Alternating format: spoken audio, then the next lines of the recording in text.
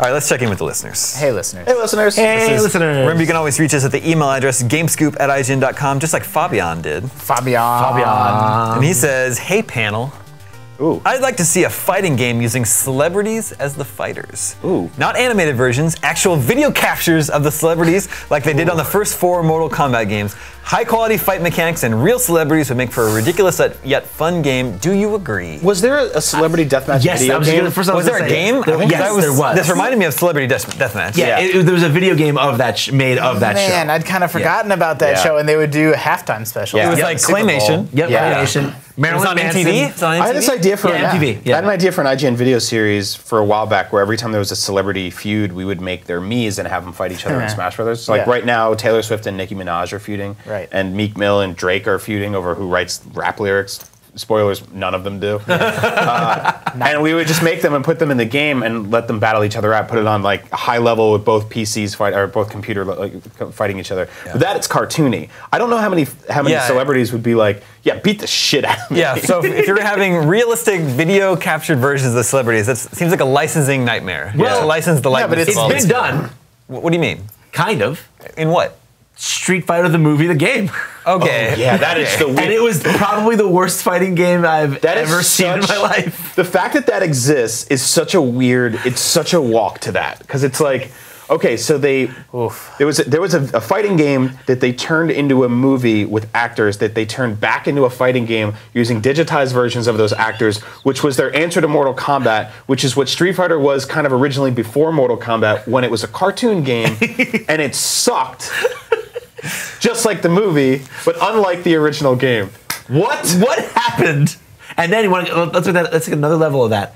The Saturn home console version was actually used the same graphics, but mechanically it was actually a completely different fighting game. That's so weird. Better or worse? Better. Okay. Better. The Saturn version of Street Fighter, the movie, the game, is actually a kind of okay fighting game. That's really crazy. I don't know. Like people complain about console parity nowadays, but back in the day, you would get a completely different game. Like Aladdin Yeah, for Super yeah. Nintendo and Genesis, totally different games. Both completely very different good. games. Yes, both really good. Yeah. Crazy. Mortal Kombat on Super Nintendo just Yep. doesn't have any blood. Yep, that's Yes, it. On no the original. blood. 2, though. Yeah, 2 2 that up their game. Manned Yeah. up. Yeah, I guess I kind of forgot how prevalent that used to be. You would really have to research, like, okay, I'm buying Symphony of the Night. Is the Saturn version gimped in some way? Should I just Right. get it on PS1? Yep. And it would be like, well, this game has Actually, it was usually the other way around. Symphony of the Night came to Saturn? It did in Japan. Okay. Yeah. But then you would end up in Japan. you would end up in this situation where like, well, this version has more characters, but this version has more levels. And you're like, well, fuck, like, what am I supposed to do? Like, It sounds like today. If you pre-order from GameStop, Now it's all you get pre-order Magic Hat. If bonuses. you pre-order from Amazon, you get a new sword. But Speed I was paints. I was really into Beavis and Butthead, and I bought the Genesis game and I beat it. And then I went to my friend's house to play the Super Nintendo game, and I'm like, this is a completely different game. Like Yeah. this is a platformer, and the other game was like kind of open world RPG. Yeah, so I I did went and that. bought that, and it was like I had 2 Beavis and Butthead games in 1 year. I had a Bart Simpson Genesis game that was totally Yeah. different than the SNES games. Did you ever play Street Fighter 20XX on NES? That's like a side scroller. not a fighting Side game. scroller Yep. platformer. I had a bunch of friends that were duped by that. They're like, oh, there's a new Street Fighter game, and it takes place in the future. Nope. You're fighting in the streets. You are a street You are fighter. a Street Fighter. What if we found out that all the 20XXs were already years that happened already?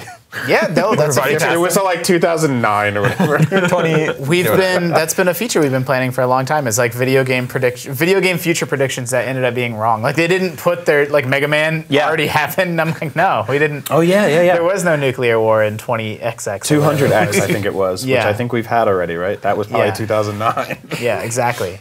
There's a few- Anyway, a modern celebrity realistic fighting game. Yeah. And that would be hard to pull off. I don't know. I think you could know. do it, but you would only get rights to people like Pauly Shore. Steven You'd need to do it in a way. Steven Actually, Dorff would 100% be down for that. I think there is a mobile fighting game that's like parody versions of celebrities.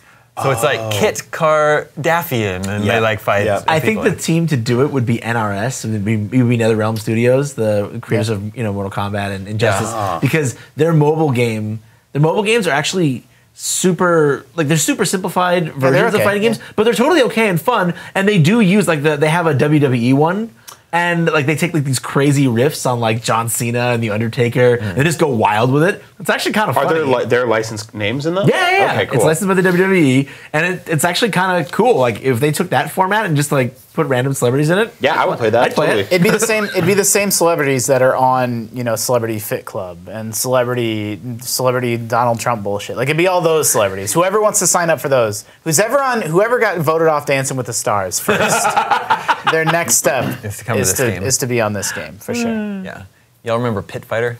Yeah, absolutely. Yeah. That was like the video capture fighting game that I liked. Oh yeah. Jean-Claude Van Settle Damme. down. Whoa, he's a pit fight. Van Damme had like the double kick, the aerial double kick. And when you beat someone with it, like at the last, that was not the last hit. It was all slow mo, like. Yeah, that was one of the first games where one of the first games I played where I realized that games could suck. Oh yeah, well, there's always you that never first played game. like an NES game that taught you that. No, I played NES games that were bad that I didn't understand were bad because A, I was maybe too young, or B, like my friends got good at them because you just had that sort of like Stockholm syndrome of getting a bad game and then just playing it because it was all. Oh man, Dr. Jekyll and Mr. Hyde. Yeah. I bought with my allowance money, and I was like, no, this game is good. This game, I'm happy with this purchase. This game's good. Get out of my head, that's so crazy. I talk about this probably once every 3 months on IGN, but Deadly Towers was my game. Where I was like, I was like, oh, it's like Zelda, and then I was like, I don't think this game is good. I don't understand it. And eventually you grow up and you start talking to grown-ups like us, and they're just like, yeah, that game sucked. Do you remember that game? It was bad. But that's like an interesting observation. Like I didn't really have a lot of concept of certain games being good or bad when I was little. I just played them all kind of equally, or I would play the good ones more, but I didn't really think about the other ones not being good or not liking them. Because it was like video games. You're like, this is better than doing chores or like